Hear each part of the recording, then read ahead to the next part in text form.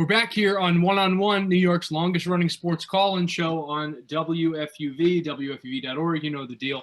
My name is Dylan Balsamo, along with my partner, Andrew Galata. Thanks for continuing to be with us on this Saturday evening. But right now, we have a nice treat for you. We are joined by a very special guest. She's a senior writer at the Sports Illustrated site, GiantsCountry.com.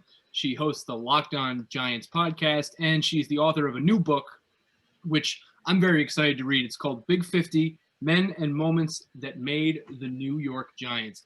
This is a great get of a guest, and we're very excited to talk to her. This is Patricia Traina. Hi, thanks for joining us. Thanks so much for having me. Happy holidays to you guys. Well, happy holidays to you too. So let's start with this book. I'm very curious if books like this before have existed. Of course, the series of like 100 things Giants fans should know and do before they die, but this specific type of trying to tell a specific story in a certain, in a very singular book is kind of unique. So I'm very curious as to how the idea for doing this came to be. Did you hatch this idea? Did someone come to you with this idea? Did you talk to specific people? How did this book come to be? Sure. Triumph Books, who is the publisher of this particular title, has a series out called The Big 50, and they're trying to, I think, cover all the football teams. They have some books on baseball teams. I think they're also doing hockey. So they didn't have a Giants book. They had a Yankees book. I think they had a book on the Rangers, but they didn't have one on the Giants, who, of course, are one of the flagship franchises in New York sports. So they came to me, I want to say about a couple of years ago now, and they said, hey, we have this title. We know you've been following the team for a long time. You've been reporting on them for over 20 some odd years. Would you like to write it? And I always wanted to write a book. And I said, yeah, absolutely. I know Giants history probably as well as, anybody who's been on the beat for as long as I have. And in putting the book together, I realized how it was kind of a challenge, because you think about it, the Giants have been around for almost 100 years. I think this is their 96th year in existence. So to narrow it down to just 50 men and moments was quite a task, but through a lot of revising and thinking about it and research, got it down to the 50 chapters that are in the book today. And it was actually a very fun project. I actually learned stuff as I went through the research and writing. And, you were talking about how, you learn stuff while researching, writing. How is that authoring a book, writing a book of this magnitude, different than just being a beat reporter, journalist every day? Like, what's the different techniques that are used, research, or like how do you tell a story differently, like that type of stuff? Well, to do this particular project, I had to spend a lot of time, obviously, in libraries.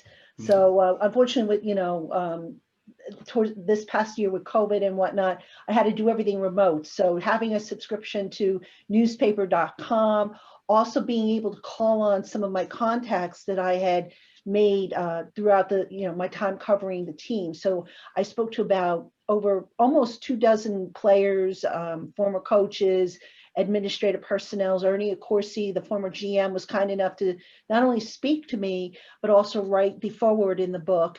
And so it was just very heavy research. And, whereas as a beat writer, you're just kind of sitting down, you have an idea, and, the research is, I don't want to say not important, but it's kind of minimal compared to a book like this.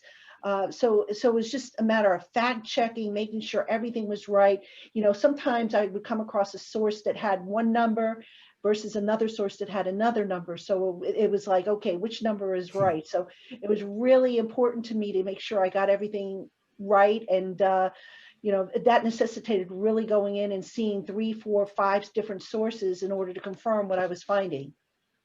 That actually leads perfectly into my next question, because you mentioned Ernie Accorsi, of course, the former Giants general manager who wrote the foreword to your book, and something that popped out to me just in the first couple paragraphs that he wrote are talking about how it's amazing to be a part of a franchise where the one family has overseen the history of this entire franchise. So I'm curious, in terms of the Mara family, did they know about this project that you were doing? Were they helpful at all? Because they kind of are, they are the Old Testament, if you will, of the Giants themselves. So were they helpful at all in this process? Were they part of the research you were doing?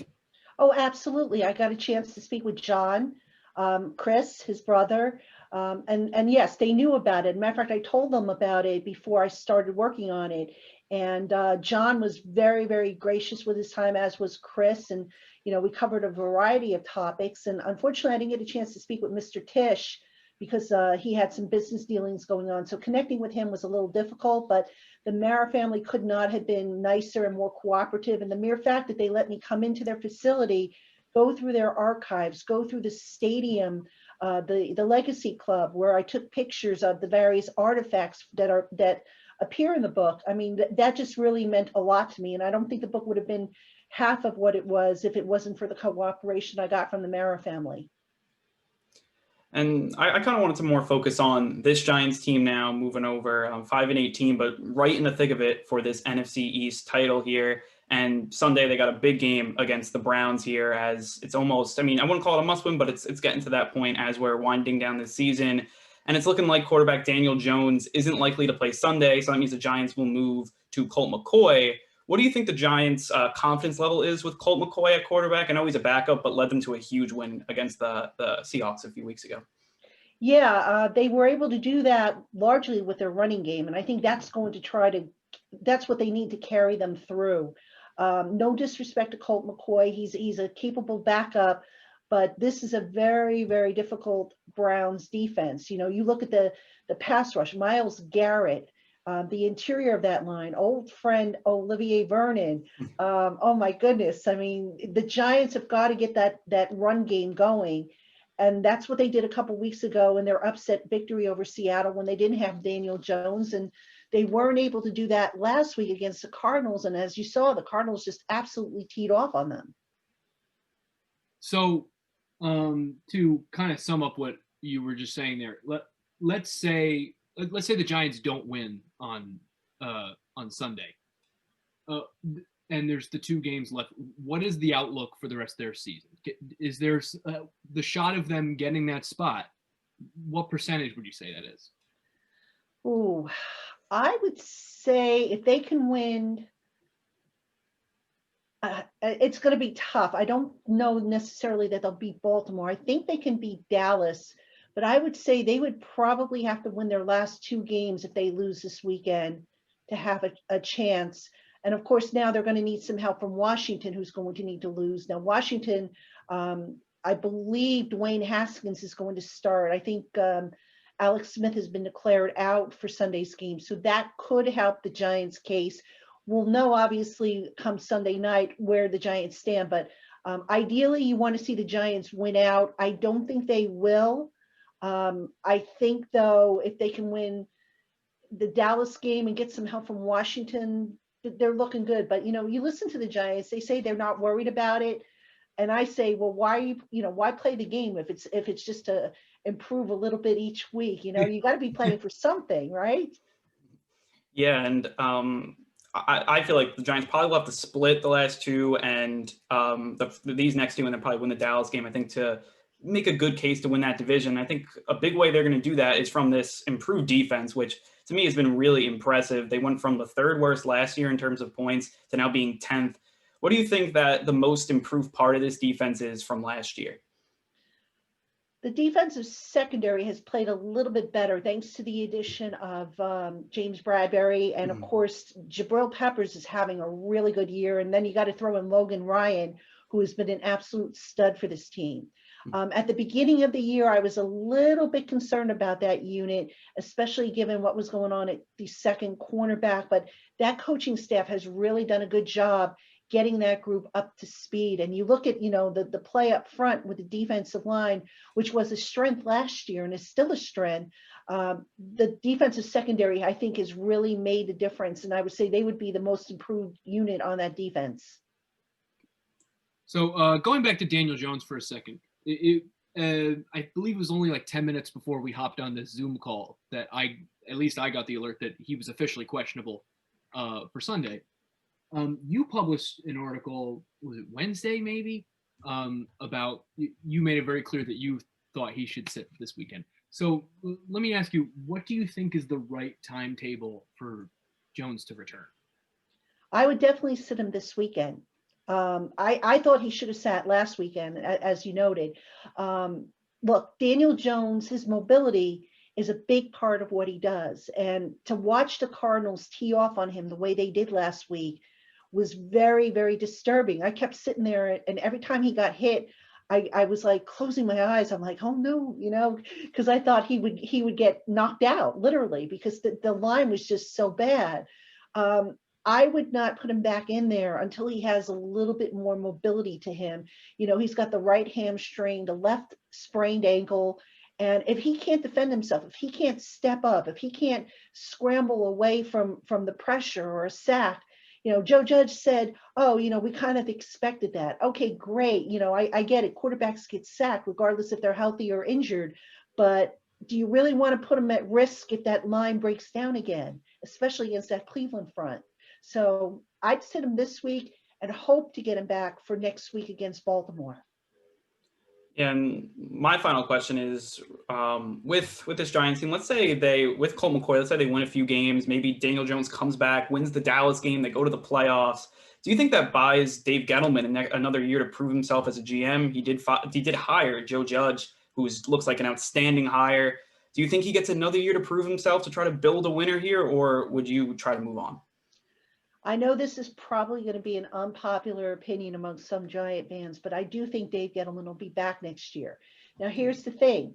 Will he be back as the GM, or will he be back in a consultant's role with a new GM? That's something to keep an eye on. I know there's been some reports over at SI. Albert Breer has said, that is a possibility that maybe the Giants bring in someone who has worked with Joe Judge before in New England or, somewhere along his travels as the new GM, and then Dave Gettleman stays on as a consultant. But I do not think that Dave Gettleman is going to be shown the door regardless of what happens, because as you said, this is a team that, back in the beginning of the year, John Mara said, I want to see progress. I want to know that by the end of the year, when I walk off that field, that this team is headed in the right direction. Well, can anybody out there who, might be anti-Gettleman say that this team isn't headed in the right direction? Understood. Well, I think you might have lost a couple Giants fans when you said Gettleman would be back, but I think you brought him back when you said it would not be as the GM. So there's that. I want to ask you about, because I'm sure you've been asked about this from everybody in your life all year, since you have been on the sideline while America's biggest sport has tried to play in the face of a worldwide pandemic. So let me ask you, I guess it's a two-part question. How do you feel about the way the Giants themselves have handled this pandemic and the protocols that they've taken?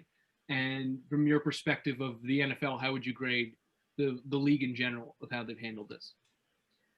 I think the Giants have done a pretty good job with how they have handled it. I mean, they have been very diligent about, the safety protocols.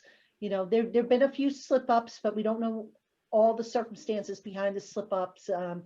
James Bradbury, we know what happened there because, that came out, but we don't know, for example, how Graham Gano got it. We don't know how Will Hernandez got it, or Caden Smith, or Matt Parrott, or Dante Pettis. But for the most part, the Giants haven't had that big outbreak like you saw in Tennessee and in Baltimore.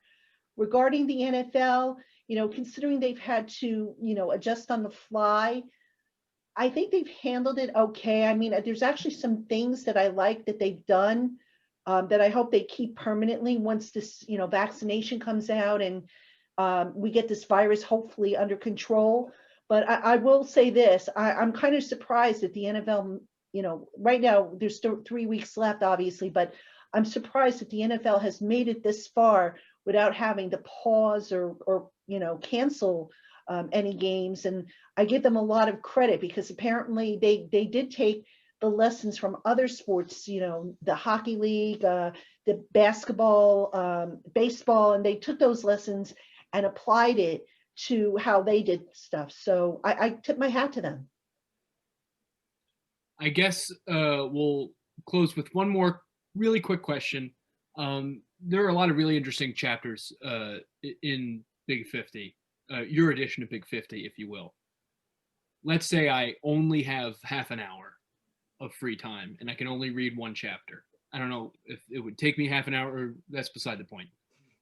If I only could read one chapter, what would be the one that you would recommend to me out of the ones you've written? That's a tough one because I think they're all pretty good. Um, wow. I would say if you're into history, the Notre Dame All-Star game is one because a lot of people don't know about that. That's really the game that kind of put the NFL on the map back in the day when, the league was just starting up. So if you like history, that would be a good one. The Super Bowl 46 one is good. We all know the story about how that game turned out, but what we don't know or what's not widely known is the unsung hero angle that I took for that particular chapter. So if you want to get an extra perspective that I don't think has been floated out there as much, that's a good one. And then, if you want to learn about some of the legends, I really enjoyed writing about Harry Carson, his chapter, because there was stuff that I learned about him that I didn't know. Lawrence Taylor was a fun chapter to write. I know that's not one chapter I'm giving you, but there's so many good ones, and it really depends on what your interest is. But I'd say probably that Notre Dame one, because again, that's not widely known by a lot of Giant fans. All right, I will make sure to read that chapter, and I'm sure Andrew will too. At least I will make him. But thank you so much, Patricia. We really appreciate you being here. Hopefully the Giants win on Sunday. We'll see what happens, but either way, we're very grateful you came in, and congratulations on the book. Thanks so much, guys. Really enjoyed talking with you. Thank you. That's Patricia Traina. You can go find Big 50, the men and moments that made the New York Giants. We will be right back in just a moment here on One-on-One New York's longest running sports call-in show. We'll see you in just a moment.